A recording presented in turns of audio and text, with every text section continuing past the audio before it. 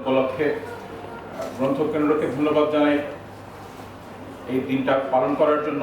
এবং আমি নিজেকে সৌভাগ্যবান মনে করছি এরকম একটা আয়োজনে কথা বলার সুযোগ পেয়ে।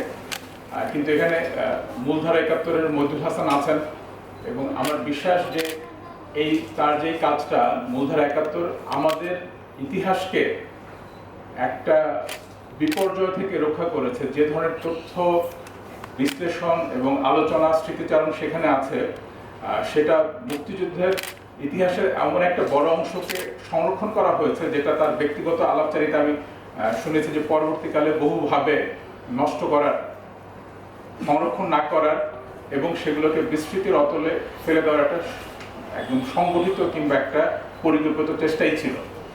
তো সেই কারণে মূল আলোচনাটা আমি চাইবো যে মইদুল হাসানই করুন এবং তার কাছেও বরং আমি কিছু প্রশ্নই রাখতে চাই যে বিষয়গুলো নিয়ে আমি মনে হয় যে তরুণ প্রজন্মেরও নতুন করে জানা উচিত, সাংবাদিকদের উচিত তাকে জিজ্ঞাসা করা। কারণ এই বিষয়গুলো নিয়ে একটা যথাযথ আলাপচারিতা তৈরি হওয়া এবং আমাদের মুক্তিযুদ্ধের নায়কেরা তারা কে কি অবস্থায় কিভাবে কাজ করেছেন, তাদের উপরে কার কি রকম চাপ ছিল, কি রকম পরিস্থিতির তারা মুখোমুখি হয়েছিলেন, সেটার একটা পূর্ণাঙ্গ চিত্র। সেগুলো নিয়ে সব নিয়ে আমাদের একমত হওয়ার দরকার নেই, কিন্তু একটা পূর্ণাঙ্গ চিত্র আসলে আমাদের এখানে দরকার। কারণ আমরা এমন একটা দেশ, এমন একটা পরিস্থিতি পার হয়ে এসেছি যেখানে রীতিমতো বলা যায় যে ইতিহাস চর্চার উপরও নানান রকম নিষেধাজ্ঞা ছিল এবং ইতিহাস চর্চার জন্য শাস্তিও পেতে হয়েছে লেখক এবং প্রকাশক, নানান মহলের মানুষকে। ফলে আমাদের এই গণঅভ্যুত্থানের কোনো যদি তাৎপর্য থেকে থাকে, সেটার একটা বড় অংশ হতে পারে আমরা যদি আমাদের ইতিহাস চর্চার এই স্রোতগুলোকে খুলে দিতে পারি।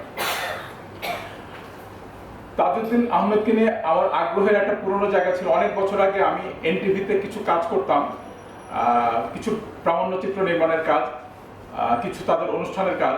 সেরকম একটা কাজের কারণে সেক্টর কমান্ডার কর্নেল কাজী নুরুজ্জামানকে কিছু প্রশ্ন করার সুযোগ হয়। তার সেই সাক্ষাৎকারটা প্রচারিত হয়েছিল এনটিভিতে। তো তাজউদ্দিন আহমেদের সাথে তার কাজের অভিজ্ঞতা নিয়ে প্রশ্ন করার পরে তিনি একটা অসাধারণ গল্প বললেন। গল্পটা সরাসরি তাজউদ্দিন আহমেদকে নিয়ে, কিন্তু তার স্বপ্নের বাস্তবায়ন নিয়ে। উনি বললেন যে তাজউদ্দিন আহমেদের একটা কল্পনা ছিল যে মুক্তিযুদ্ধের পরে মুক্তিযোদ্ধাদের যে সংগঠিত বাহিনীগুলো তৈরি হয়েছে সেগুলোকে ভেঙে না দিয়ে তাদেরকে জাতীয় পুনর্গঠনে ব্যবহার করা। এবং সেটা নিয়ে একটা প্রাথমিক আলাপচারিতার কথা তিনি শুনেছেন। কিন্তু 16 ডিসেম্বর দেশটা স্বাধীন হওয়ার পরে তার সেক্টরের মুক্তিযোদ্ধারা এসে তাকে বলছেন যে স্যার, আমরা তো ভাবছিলাম 5 বছর যুদ্ধ হবে, ভিয়েতনামের মতো 10 বছর যুদ্ধ হবে, একটা দীর্ঘস্থায়ী যুদ্ধের মধ্য দিয়ে আমাদের দেশ স্বাধীন হবে, কিন্তু আমরা তো 9 মাসে স্বাধীন হয়ে গেছি। তা আমরা যারা কলেজের ছাত্র, বিশ্ববিদ্যালয়ের ছাত্র, নানান পেশার মানুষ, তারা তো জীবন দেওয়ার জন্য যুদ্ধ করতে এসেছি। আমরা তো 9 মাস পরে বাড়ি ফিরে যেতে চাই না। আমরা চাই যে দেশটা তো বিধ্বস্ত, আবার দেশটা অনেক দিক থেকে পিছিয়ে আছে, আমরা এই দেশ পুনর্গঠনের কাজে লাগতে চাই। এবং কর্নেল কাজী নুরুজ্জামান বলতেছেন যে এই যে একটা স্বপ্ন ছিল যে পুনর্গঠনের, যেটা এই মুক্তিযুদ্ধ পরিচালনাকারী সরকারের মধ্যে যে স্বপ্নটা আছে এবং এই মুক্তিযোদ্ধাদের মধ্যে আছে, তাহলে তো দেশটা আগায় যাবে। ওইখানকার ওই মুক্তিযোদ্ধারা বললো যে, একজন বললো যে আমি ঢাকা কলেজ থেকে এসে আমি আমার এই সেক্টরের যে প্রাথমিক শিক্ষা সেগুলোর কাজ করতে পারি।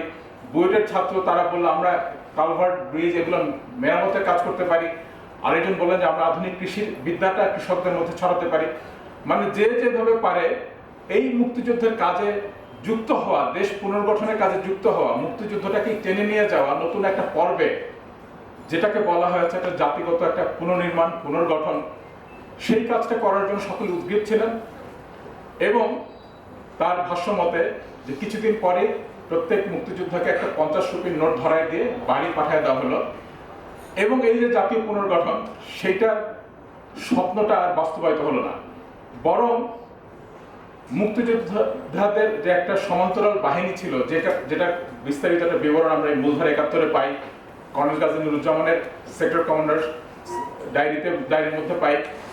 তো যে একটা মুজিব বাহিনী তৈরি করা হয়েছিল, সেটাকে দিয়ে একটা রক্ষী বাহিনী তৈরি করা হলো এবং তাকে একটা মিলিশিয়া বাহিনী হিসাবে বাংলাদেশের উপর চাপিয়ে দেওয়া হলো।